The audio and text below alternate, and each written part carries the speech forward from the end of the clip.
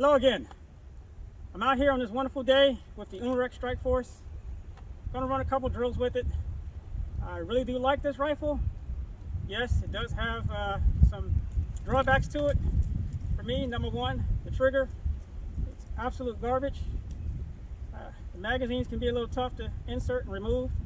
I did work on that a little bit. Talk a little bit about that later. And main thing I did was I removed the optic and went to the good old irons. Why? Because generally they never fail. Batteries don't go bad, and they usually hold zero. So it's nice to get out and practice with irons sometimes, and that's what I'm going to do today. So first up, I got some cans set up. I'm trying to hit them at various distances. We'll see what happens. Unfortunately, it is a little breezy out here today. From the cone to the cans, 7 yards.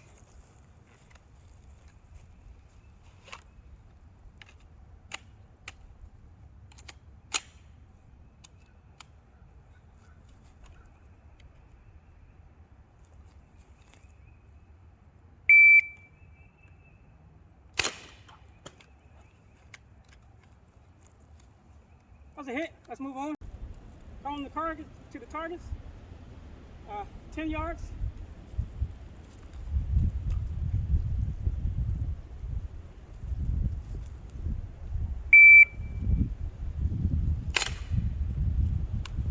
That was a hit. See if I can knock it down.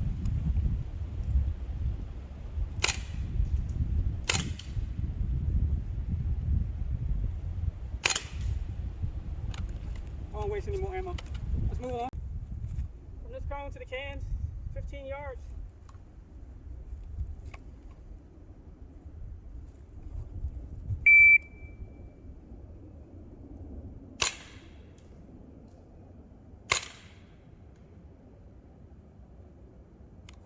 Oh, okay, it is a hit.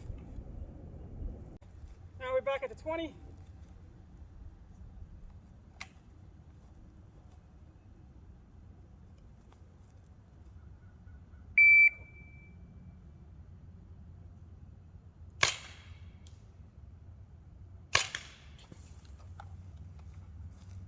Definitely a hit. Now we're back at the 25.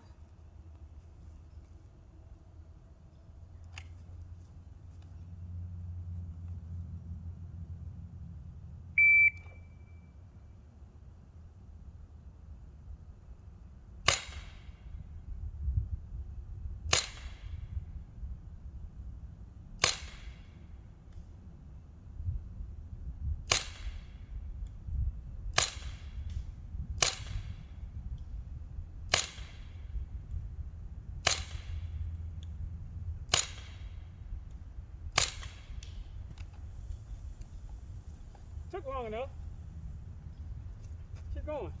Yeah, I know, crazy. Of course, we're back at the 30.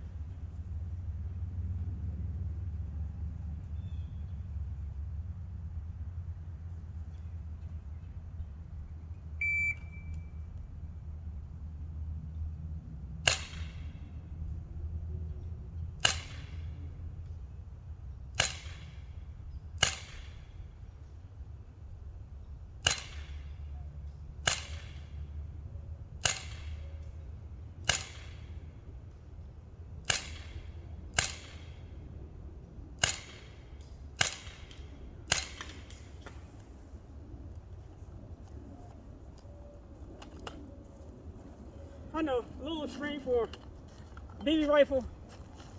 That was a lot of hits. Again, like I say, it is a little breezy out here. And that was way too many hits. But I did finally get it. That's 30 yards. A soda can. So I'm back at the 15-yard mark. Got 3 targets down range. Gonna do some headshots in semi-auto. And then do some body shots in full auto.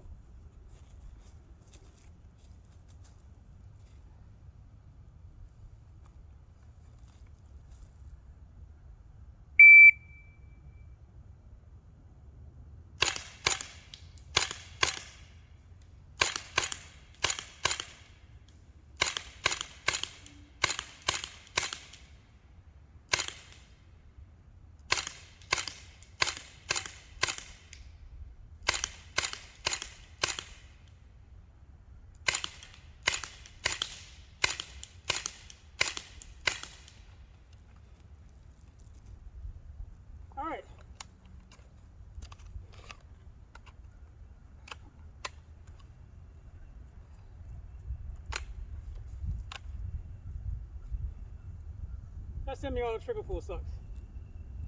Next up, the body shots.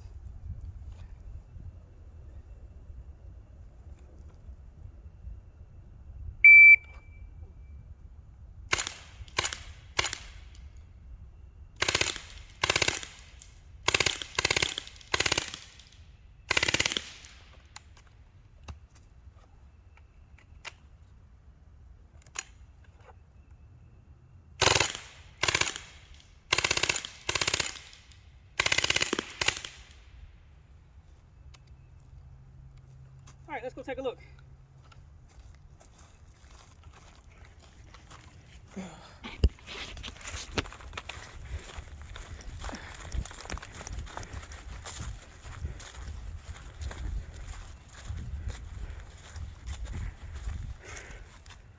Center target, headshots. Again, it's 15 yards.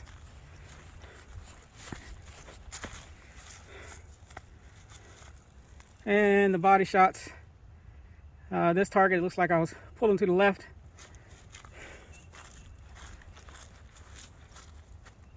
Still to the left, a little bit more centered though. And same here, a little to the left. That's definitely me. The Umarex StrikeForce. Like I said in the beginning, yes, I do like this rifle. It does have some issues, but they took an item or product from Crosman and they definitely made it better in every way possible except for the trigger. But again, it's an air gun, so you're not going to lose any sleep over it. It is a fun gun to shoot. It does have some power to it. You know, functions just like a real AR-15, and you know, you can put some irons on it and get your iron practice in, like I think everyone should be doing, and just not relying on the dot for everything. I mean, yeah, it is, you know, technology, it is the new wave and how things are going, but you know, definitely got to brush up on those irons. For me, this is my first time shooting AR irons in quite some time, and well, probably since the Crosman M1 video, which is similar. But finding this front sight post can be a little difficult, challenging. So that's why I was kind of slow there. You know, picking up a dot is like that, but finding this front sight post on some of these backgrounds can be very difficult. And you know, try finding this sight post on a soda can at 30 yards with a BB gun on a breezy day. But I digress. Anyway, that's it for the video. Thanks for watching. See you next time. Actually, 3 things before I go. First, I want to say I made a mistake in the video, like a lot of videos, and I stated hits when I was shooting at the cans when they were actually misses or shots. So I misspoke there. I do it all the time, unfortunately. So many things on my mind and trying to film these videos and get them over with. Secondly, about the issue with this rifle and the insertion and removal of the magazine. Mine's a lot easier now, and basically what I did was I took apart the 2 halves, took a Dremel with a sanding bit and sanded all 4 sides of the mag well.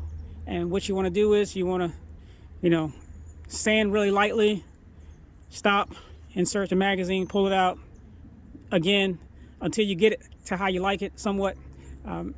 I was going to try and get it to where they drop free, but then I figured that would not be a good idea because it may be too much play with the alignment of the hole here for the BB to go through the barrel and the alignment for the pin or plunger or whatever it is that hits the back of this magazine.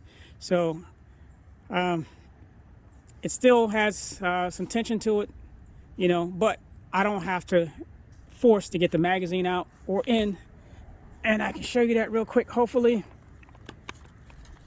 So for the insertion, boom, there, removal, like so. So definitely improvement And the last thing I want to state with this rifle, and even the Crosman rifles too, because I've had this happen, this bolt release right here, they're made out of some crap material. They break really easily. I've actually had one break on me, and trying to get a replacement, especially from Crosman, is a pain in the ass. I think it took me like a month and a half to 2 months before they actually sent me out one, and that was only before they can actually remove one from another rifle. So quick suggestion on this bolt release right here. Of course, when the magazine runs dry, it's gonna do what it's supposed to do and stick out like such. Of course, here's the thing: if you're going to insert another magazine in here with ammo, you're fine, cool, insert your magazine, hit your ping pong paddle. But if your magazine is empty, I can stress, do not insert the magazine into this rifle and then press the ping pong paddle, because you're putting tension on that lever to push this little tab down, which weakens this over time and it'll end up breaking. So if the bolt is locked back, you're going to insert an empty magazine, just either use the charging handle or push it and then insert your empty magazine. But do not insert the empty magazine and then push this down, because you're putting tension on this by pushing down that little lever in the magazine, and over time, a lot of times this will break. So that's it for today. Again, thanks for watching. See you next time.